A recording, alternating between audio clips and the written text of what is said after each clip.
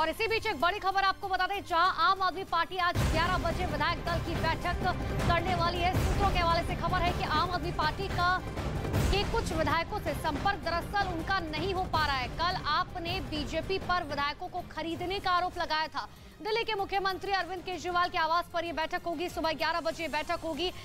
लगातार आम आदमी पार्टी की तरफ से बीजेपी पर खरीद फरोख्त का आरोप लगाया जा रहा है। और अब जो सूत्रों के हवाले से जानकारी है कि आम आदमी पार्टी के कुछ विधायकों से केजरीवाल का संपर्क नहीं हो पा रहा है। और ठीक उससे पहले देखिए, आज 11 बजे विधायक दल की बैठक होने वाली है। कल ही प्रेस कॉन्फ्रेंस कर आम आदमी पार्टी ने बीजेपी पर खरीद फरोख्त का आरोप लगाया था। हालांकि उसके बदले में लगातार बीजेपी पलटवार कर रही है।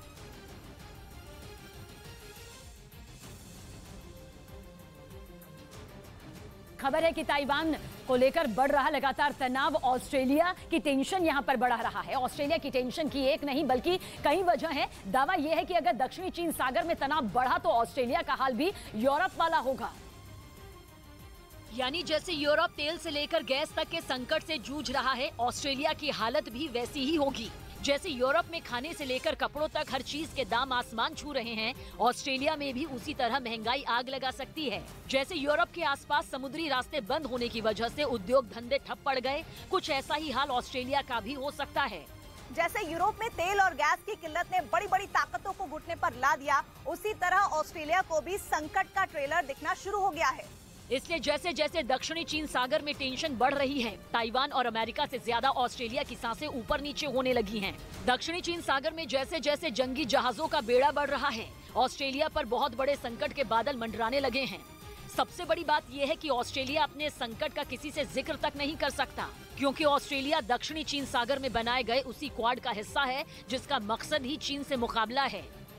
और चीन से मुकाबले की ही सबसे बड़ी कीमत अब ऑस्ट्रेलिया को चुकानी पड़ सकती है, क्योंकि ऑस्ट्रेलिया तेल के लिए भारत से भी ज्यादा इंपोर्ट पर निर्भर है। वहां तो करीब 90% तेल इंपोर्ट किया जाता है।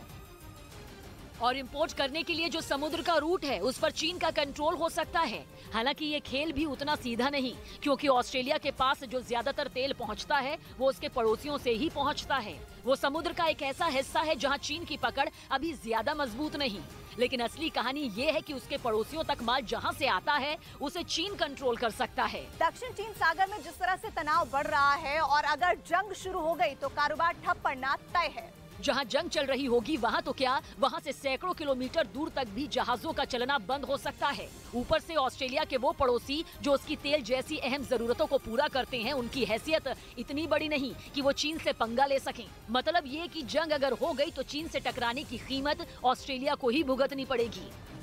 जिसकी सबसे बड़ी वजह यह है कि ऑस्ट्रेलिया में ज्यादातर कच्चे तेल का रिफाइनिंग का काम सिर्फ 2 ही जगहों पर होता है और वो दोनों ही समुद्र के किनारे हैं। परेशानी यह है कि यहां तक जिन पड़ोसी देशों के जरिए कच्चा तेल पहुंचता है वो भी खुद कच्चे तेल का भंडार नहीं रखते। मसलन दक्षिण कोरिया, सिंगापुर, जापान, ताइवान, ये सभी समुद्र में टापू जैसे देश हैं जो दुनिया की बड़ी ताकतों से कच्चा तेल लेकर उसे ऑस्ट्रेलिया को एक्सपोर्ट करते हैं। 27% तेल ऑस्ट्रेलिया तक दक्षिण कोरिया से पहुंचता है, 20% सिंगापुर से आता है, 15% आता है जापान से और 9% ताइवान से।